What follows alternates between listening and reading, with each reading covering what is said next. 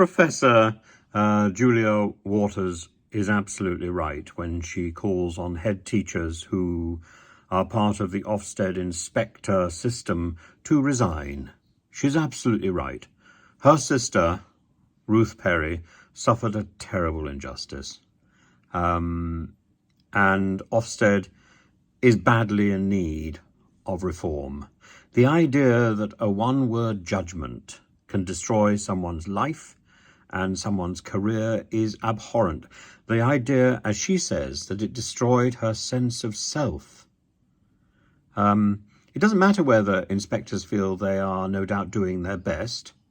They are working with a system which is designed to hurt. It's not designed to improve.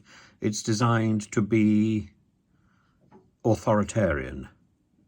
So even when they come out with these one-word judgments about excellent and inadequate and so on, they don't explain how they got to that point. So she says, Professor Waters says very clearly, stand up to Ofsted, speak out, take down your banners, hand in your badges. Ofsted must be reformed. If everybody were to hand in their badges, if everybody were to resign, then Ofsted would not exist. Now, of course, the problem is I happen to know a number of head teachers, I'm going to be very cautious about how I say this, who have survived from school to school because they are an Ofsted inspector, and that presumably is one of their selling features. So should they resign from Ofsted, then they're going to be judged on their quality as a head teacher. And I suspect they might be found wanting. Well, they've found other people wanting, haven't they? So now they're going to be hoisted by their own petard. It's wrong for people to be condemning others and not being prepared to put themselves on the line. If they want to put themselves on the line, then they should resign. And if necessary, they can be reappointed or somebody else can be appointed in their place. Clearly, their regime has not worked, so it's time for a change. There's a story which is not dissimilar to a story or to an experience that I personally have had, where I was taken to one side during an inspection and asked if I knew of any weak teachers.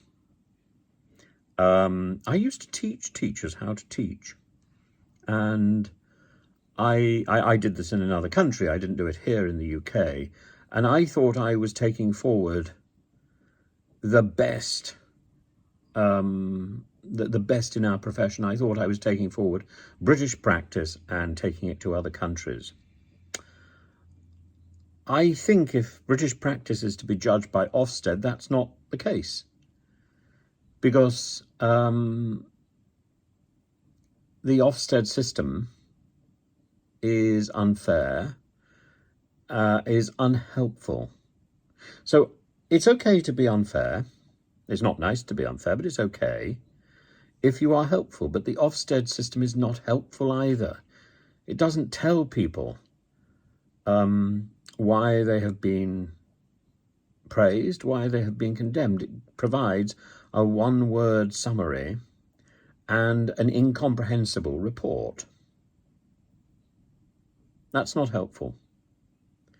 I think it would be much better to get rid of the one-word summaries entirely, to have inspections which provide a report for the school to improve, and for that to be pretty well off the record. The idea that the school is judged on that is entirely different. The school should be judged on the results it gets, not on the opinions of some group of cronies who act in some subversive, secretive way.